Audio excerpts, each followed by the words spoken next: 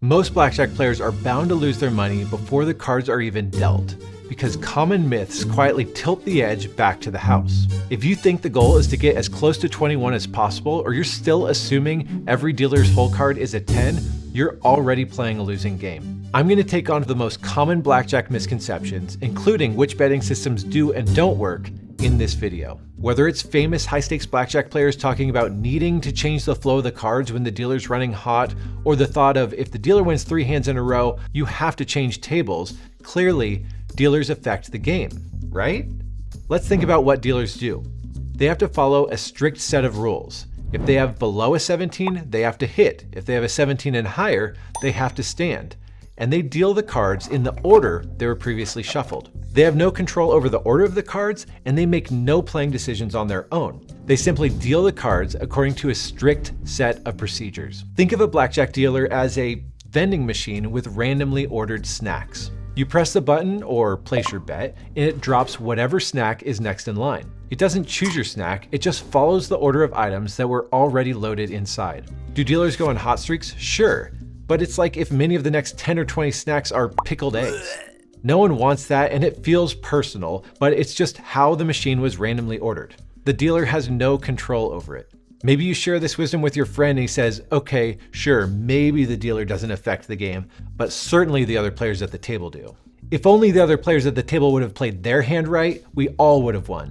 He took the bust card. Those college bros played so terribly they screwed up the entire table. He hit his 16. He didn't hit his 16. I know some of you watching this are squirming in your seats or coming up with some sort of argument to tell me I'm wrong, but mathematically, the other players at the table have no impact on your odds. Think of it like the credit card game. You and a friend go out to lunch, and when it's time to pay the bill, you each put one credit card into a hat. You randomly pull out one card from the hat, and that's the card used to pay the bill. Sometimes you get lucky and the card helps you, meaning you don't have to pay for lunch. Other times, the card hurts you, meaning you've got to pay for both people's lunch.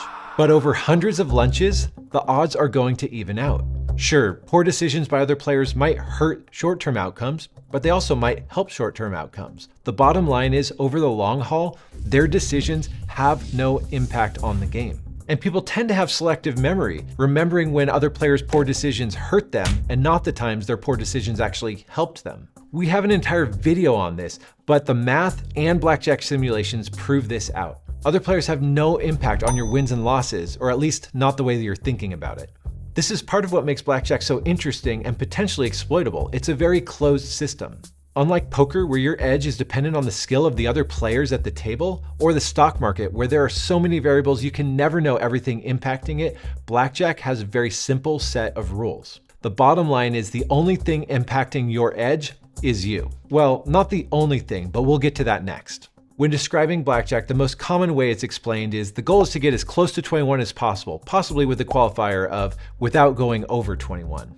Now, this is a simple way of explaining blackjack, but it creates some problems, especially for beginning players. What this creates for newbie players is a tendency to not even pay attention to the dealer's hand, and then they hit and bust far too often.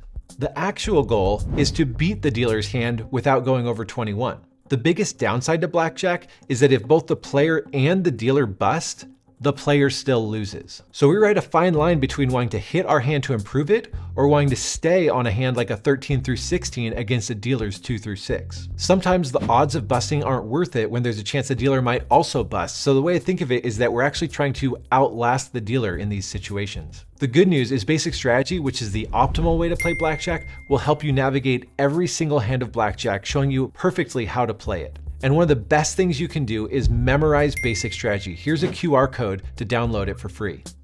There's another commonly quoted adage in casinos to guide playing decisions. You should always assume the dealer's hole card is a 10. You hit this? I would just assume the dealer's got a face card under theirs. There are multiple things wrong with this, starting with the fact that only 31% of the cards in a deck are a 10 value.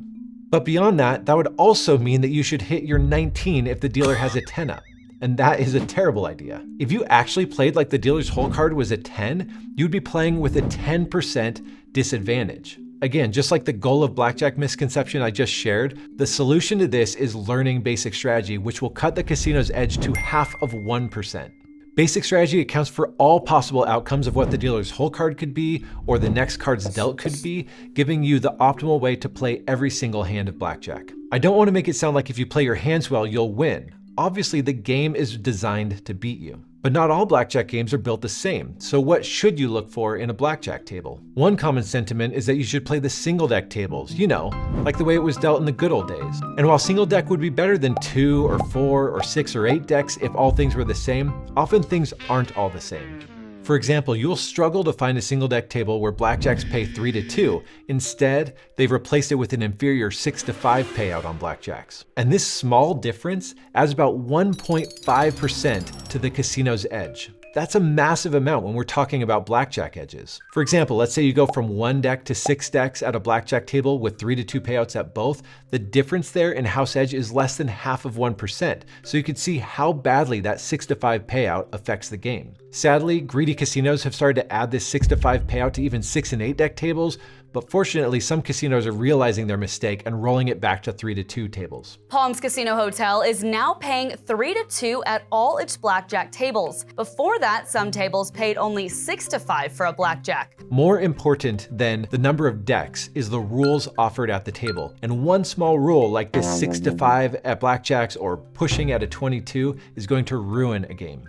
If the game is designed to beat you, do you simply try to get a free drink out of it and watch the money move from your side of the table to the dealer's? Or maybe there's a betting strategy to try to overcome it. That's where many blackjack players end up. They try some sort of betting strategy like doubling up their bets after a loss or a win. But unfortunately, those progressive betting systems like martingale, reverse martingale, Oscar's grind, or Fibonacci, none of them actually impact the edge of the game. And the odds always catch up over time. There's one betting system that works, but it's not based on betting patterns. It's based on accounting for what types of cards have already been dealt, and thus what types of cards have yet to be dealt. Maybe you've heard of it, it's called card counting. It's what me, my blackjack teams, and my friends have used to beat the casinos for real money. Which brings us to our final misconception, which is either that people think that card counting is impossible, which it's not, or they think that it's like using the casino as an ATM. You just walk into the casino, play a little blackjack, and walk out with fat stacks of cash. Unfortunately, card counting gives only a small statistical advantage, about 1%, and that's to the perfect card counter. Card counting takes incredible patience, discipline, and dealing with casinos that don't like winners. But to the right kind of person who's committed to the grind, it does pay off. To learn more about what card counting really is and how it works, check out this video.